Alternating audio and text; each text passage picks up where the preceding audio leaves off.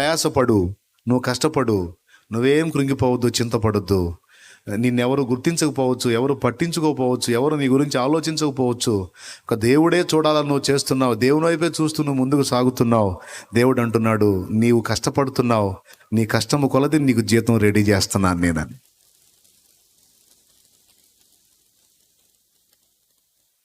ఇవన్నీ ఊహా ప్రపంచాలా, నిజంగా వాస్తవాలు అన్నాయా అంటే నిజంగా వాస్తవాలేనమ్మా. ఎందుకంటే నువ్వు నేను అంటూ ఉన్నామంటే మనల్ని సృష్టించిన సృష్టికర్త కూడా ఉన్నాడుగా. లేకపోతే నీ ముక్కు మెమ్మ చేసిందా, నీ కళ్ళు మీ నాన్న చేశాడా, నీ నోరు నీ పళ్ళు మీ బాబాయ్ చేశాడా, లేకపోతే మా మేనమామ చేశాడా? ఎవడు చేశాడమ్మా నీ ఆకారాన్ని? చెక్కినోడు ఎవరమ్మా? సృష్టికర్త ఉన్నాడు, మర్చిపోవద్దు. ఎప్పుడైనా దేవుడు ఉన్నాడా అని నీకు డౌట్ వచ్చిందనుకో సైతాను ద్వారా, వెంటనే ఇదే గుర్తు చేసుకోను. అరే దేవుడు లేకపోతే నేను ఎట్లున్నాను?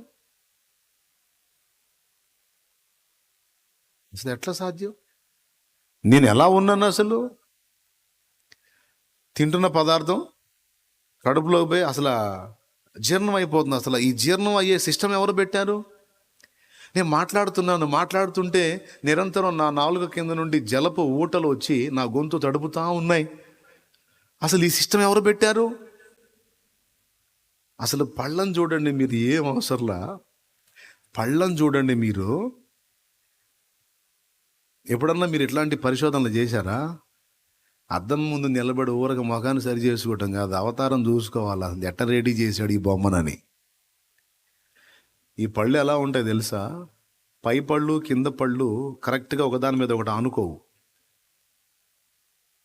కింద పళ్ళు ఇలా ఉంటే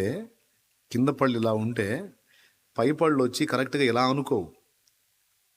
పై పళ్ళు వచ్చి ఆ అంచులు ఈ సెంటర్లో అనుకుంటాయి. నువ్వు పదార్థాన్ని నోట్లో వేసినప్పుడు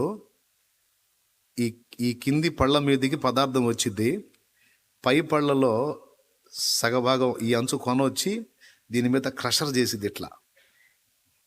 అందుకే రాయి బడ్డ కూడా పట్మంటది, పలుకురాళ్ళు కూడా పగిలిపోతాయి. ఎంతమందికి తెలుసు? దేవునికి స్తోత్రం కలుగును గాక. చెప్పండి గట్టిగా, అవునా కాదా? ఈ ఎదరపళ్ళు కూడా చూడు, పక్కాగా ఆపోజిట్ లేవు, కొంచెం లోపలికి వెలుపలికి ఉన్నాయి. ఎక్కడ దేవులాడారా ఈ బొమ్మనే? నాకే వికృతంగా ఉంది. ఇంకోటి చూడరు అయ్యా, నేను లోపలి పళ్ళు చూపి. దేవునికి స్తోత్రం. అవసరం లేదు నాకు ఆ ఫోటో ఏం అవసరం లేదు, నేను చూపిస్తాను. ఇంటికి వెళ్ళినాక మీరు ట్రయల్ వేసుకొని చూసుకోండి. ఇప్పుడైనా అట్లా ఉంటేనే క్రషర్ అయ్యేది పదార్థం. ఒక్క రౌండ్ నమిలామంటే ఒక్కసారికి రాయి కూడా పగిలిపోయి అంత పట్టు ఉంటుంది. అవునా? అసలు ఈ సిస్టమ్ ఏంటండి? కింది పళ్ళు ఇలా ఉండాలి, పై పళ్ళు ఇలా ఉండాలి. మళ్ళీ ఈ పక్క నుంచి వెడల్పు పన్న మళ్ళీ ఎదరకు వచ్చేటప్పటికి ఈ టైపు పళ్ళే ఎదురిచ్చుంటే ఎట్టుంటుంది ఊహించండి. ఈ సైడు పళ్ళ వెడల్పు పళ్ళ లాగిన ఎదురు కూడా ఆ పళ్ళు ఆ టైపే వచ్చి ఉంటే ఎట్టుండేది ఊహించండి. అవునా? ఎట్టుండేది? నీకు అన్ని కలిపి నవ్వులతానికి పనికి వస్తాయి కానీ కొరకటానికి పనికిరావు. ఇప్పుడు మీకు ఈజీగా చెప్తాను వినండి. ఈ ఎదరపళ్ళు డబల్ లేయర్ ఉండదు, సింగిల్ వస్తుంది. ఎందుకో తెలుసా? జామ పండు ఉంది, యాపిల్ ఉంది. పట్మని కొరకాలంటే ఈ కిందివి పైవి సపోర్ట్ చేసి ముక్క కట్ అయిద్ది. అవునా? అందుకు ఇవి సపోర్టు. కట్ అయిన తర్వాత ఇది లోపలికి వెళ్ళిన తర్వాత క్రష్ చేయడానికి ఆ దవడ పళ్ళ సపోర్టు. ఎంత ప్లానో చూడండి. ఇప్పుడు ఎవరు గుర్తు రావట్లేదా మీకు? ఎవరు గుర్తు రావట్లేదా? ఏంటి అసలు ఆ మేధావి?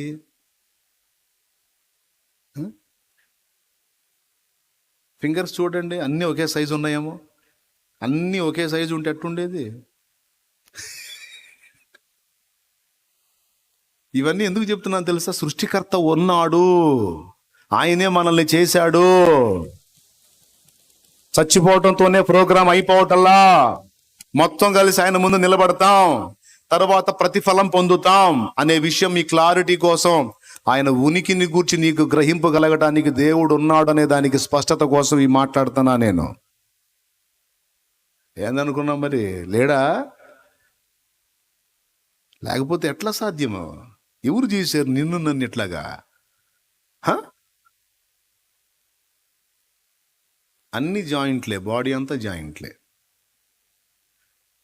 ఈ పై చర్మం లేకుండా ఈ అస్థి పంజరమును లోపల అవయవాలన్నీ బయటికి కనపడేటట్టు పెడితే అసలు మనల్ని మనమే చూసుకోలేము.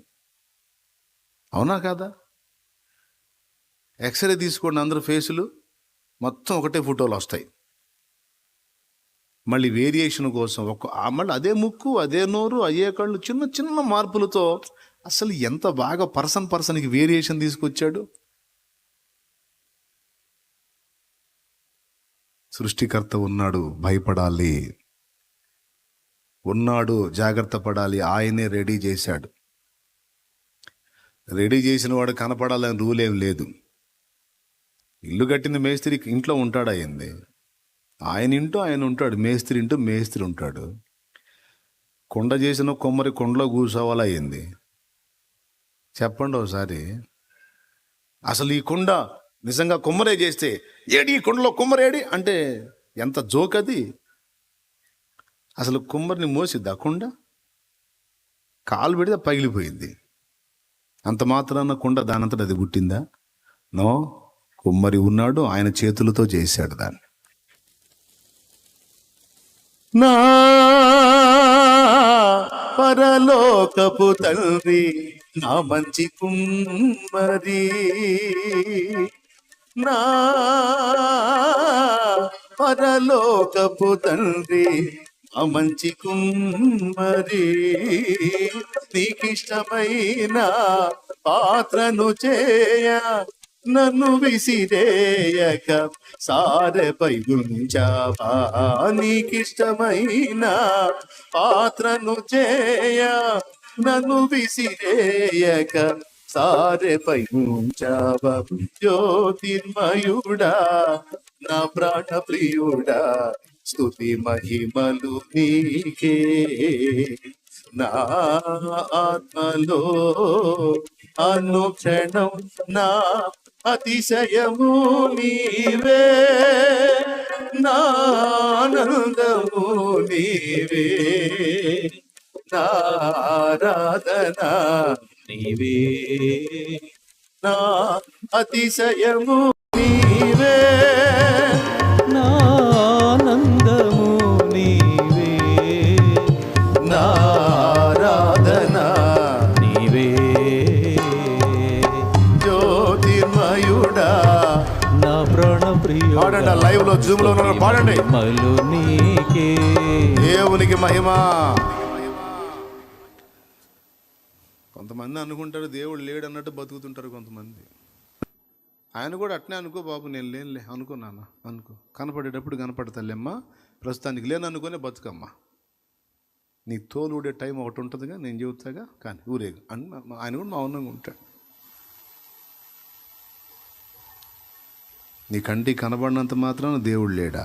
లేకపోతే అసలు నువ్వెట్ట సృష్టించబడ్డా? తల్లిదండ్రులు సృష్టించారా? అసలు వాళ్ళకేం తెలుసు నీ ఆకారం? అసలు వాళ్ళకేం తెలుసు? ఆయన వ్రేళ్ళు నిన్ను నిర్మించినాయి, ఆ వ్రేళ్ళు నిన్ను నిర్మించినాయి. ఏందనుకున్నావు? ఇప్పుడు చెప్పు, దేవుడు ఉన్నాడా లేడా? జీతం ఇస్తాడా లేదా? జీతం అనగా ప్రతిఫలము. ప్రతిఫలం ఖచ్చితంగా పొందుతాం. ఆ రోజు ఒక రోజు ఉంది. సో ఇప్పుడు అందరికి అర్థం కావాలి, దేవుని పని చేసేవానికి ప్రతి వానికి వాని కష్టము కొలది దేవుడు జీతాన్ని సిద్ధపరిచాడు. నీ నిమిత్తము నీ వారి నిమిత్తం నువ్వు ప్రయాసపడితే దానికి జీతము లేదు. దేవుని చిత్త ప్రకారం నువ్వు కష్టపడితే, దేవుని చిత్తము నెరవేర్చడానికి, దేవుని సంకల్పం నెరవేర్చడానికి, దేవుని ప్రజల కొరకు, ఆత్మల కొరకు నువ్వు ప్రయాసపడితే, నువ్వు ఏ రేంజ్లో ప్రయాసపడ్డావో ఆ రేంజ్లో నీకు దేవుడు జీతము సిద్ధపరిచే ఉంచాడు. ప్రతి వానికి వాని కష్టము కొలది ఆయన ఇచ్చే జీతం ఆయన దగ్గర ఉంది.